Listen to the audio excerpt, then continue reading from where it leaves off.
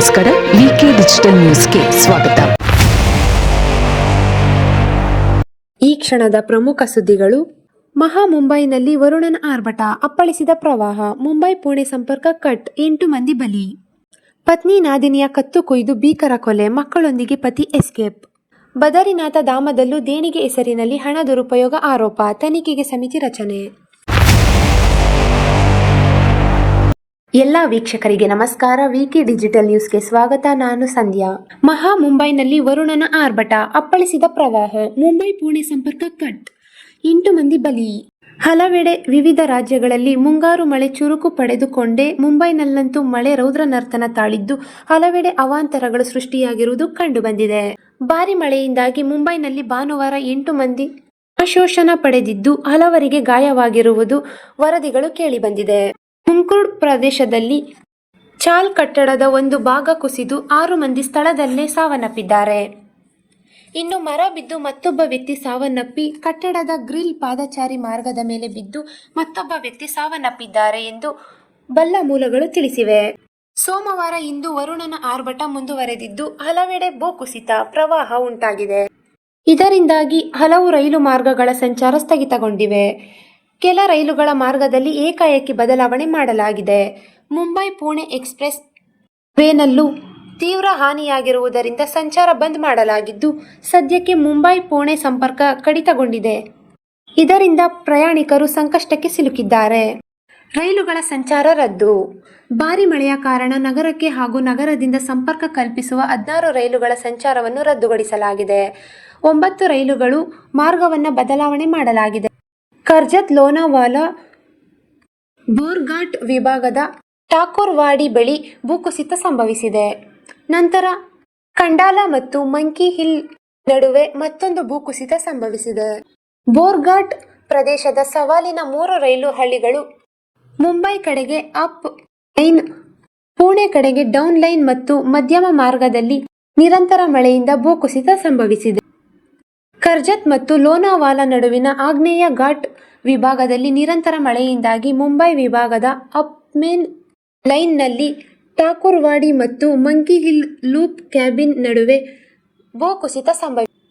ಈ ಅಡಚಣೆಯಿಂದಾಗಿ ಕೇಂದ್ರ ರೈಲ್ವೆ ಇಲಾಖೆಯು ಹಲವಾರು ದೂರದ ಸೇವೆಗಳನ್ನು ರದ್ದುಗೊಳಿಸಿದೆ. ಅಗತ್ಯ ಇರುವ ಕಡೆಗೆ ಮಾರ್ಗಗಳನ್ನು ಬದಲಾಯಿಸಲು ಮತ್ತು ಪರಿಸ್ಥಿತಿಯನ್ನು ನಿಯಂತ್ರಿಸಲು ಕ್ರಮ ಕೈಗೊಂಡಿದೆ. ಪತ್ನಿ ನಾದಿನಿಯ ಕತ್ತು ಕೊಯ್ದು ಭೀಕರ ಕೊಲೆ, ಮಕ್ಕಳೊಂದಿಗೆ ಪತಿ ಎಸ್ಕೇಪ್. ಅಕ್ಕ ತಂಗಿಯರನ್ನು ಕತ್ತು ಕೊಯ್ದು ಭೀಕರವಾಗಿ ಹತ್ಯೆ ಮಾಡಿರುವ ಘಟನೆ ಚಿಕ್ಕಬಳ್ಳಾಪುರ ಜಿಲ್ಲೆಯ ಚಿಂತಾಮಣಿ ನಗರದ ಜೆಜೆ ಕಾಲೋನಿಯಲ್ಲಿ ನಡೆದಿರುವ ಘಟನೆ ವರದಿಯಾಗಿದೆ. 25 ವರ್ಷದ ಶಮಾ ಮತ್ತು 21 ವರ್ಷದ ರೇಷ್ಮಾ ಕೊಲೆಯಾದ ಅಕ್ಕ ತಂಗಿ ಮಹಿಳೆಯರು.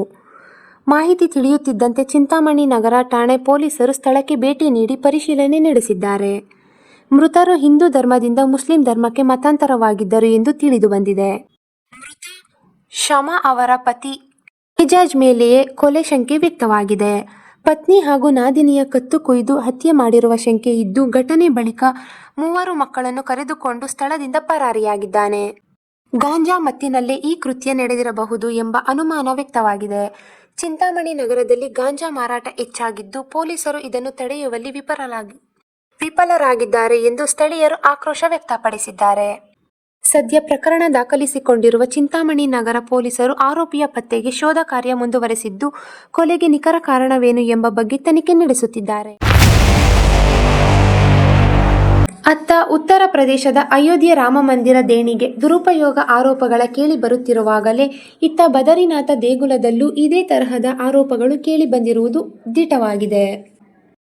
ಸೋಷಿಯಲ್ ಮೀಡಿಯಾದಲ್ಲಿ ಅಕ್ರಮಗಳ ಆರೋಪ ಚರ್ಚೆಯಾಗುತ್ತಿದ್ದ ಬೆನ್ನಲ್ಲೇ ಬದರಿನಾಥ ಕೇದಾರನಾಥ ದೇವಾಲಯ ಸಮಿತಿ ಈ ವಿಷಯದ ಬಗ್ಗೆ ತನಿಖೆ ನಡೆಸಲು 4 ಸದಸ್ಯರ ಸಮಿತಿ ರಚಿಸಿರುವುದಾಗಿ ತಿಳಿದುಬಂದಿದೆ. ಸಮಿತಿಯ ಅಧ್ಯಕ್ಷ ಹೇಮಂತ್ ದ್ವಿವೇದಿ ಅವರು ನ್ಯಾಯಯುತವಾಗಿ ತನಿಖೆ ನಡೆಸಲು 4 ಸದಸ್ಯರ ತನಿಖಾ ಸಮಿತಿಯನ್ನು ರಚಿಸಿದ್ದಾರೆ. 7 ದಿನಗಳಲ್ಲಿ ಸಮಿತಿ ತನ್ನ ವರದಿ ಸಲ್ಲಿಸಲು ಸೂಚಿಸಲಾಗಿದೆ ಎಂದು ಪಿಕೆಟಿಸಿ ಮುಖ್ಯ ಕಾರ್ಯನಿರ್ವಾಹಕ ಅಧಿಕಾರಿ ಸೋಹನ್ ಸಿಂಗ್ ರಂಗದ್ ಹೇಳಿದ್ದಾರೆ. ಜುಲೈ 2ರಂದು ಸೋಷಿಯಲ್ ಮೀಡಿಯಾದಲ್ಲಿ ಪ್ರಸಾರವಾಗುತ್ತಿರುವ ಆರೋಪಗಳನ್ನು ದೇವಾಲಯ ಸಮಿತಿ ಗಂಭೀರವಾಗಿ ಪರಿಗಣಿಸಿದೆ.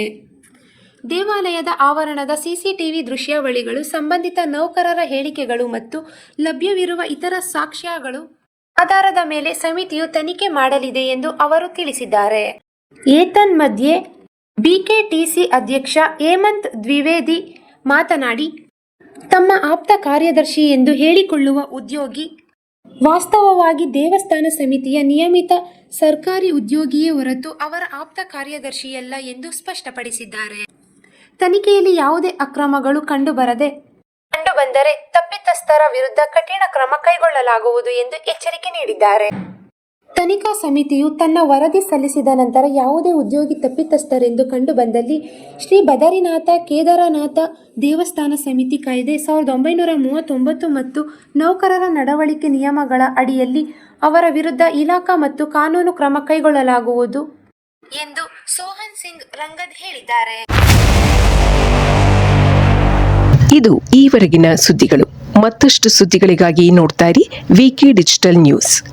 ವೀಕ್ಷಕರೇ, ವಿಕೆ ಡಿಜಿಟಲ್ ನ್ಯೂಸ್ ಯೂಟ್ಯೂಬ್ ಚಾನಲ್ ಅನ್ನು ಲೈಕ್ ಮಾಡಿ, ಸಬ್ಸ್ಕ್ರೈಬ್ ಮಾಡಿ ಮತ್ತು ಹೆಚ್ಚಿನ ಜನರಿಗೆ ಶೇರ್ ಮಾಡಿ.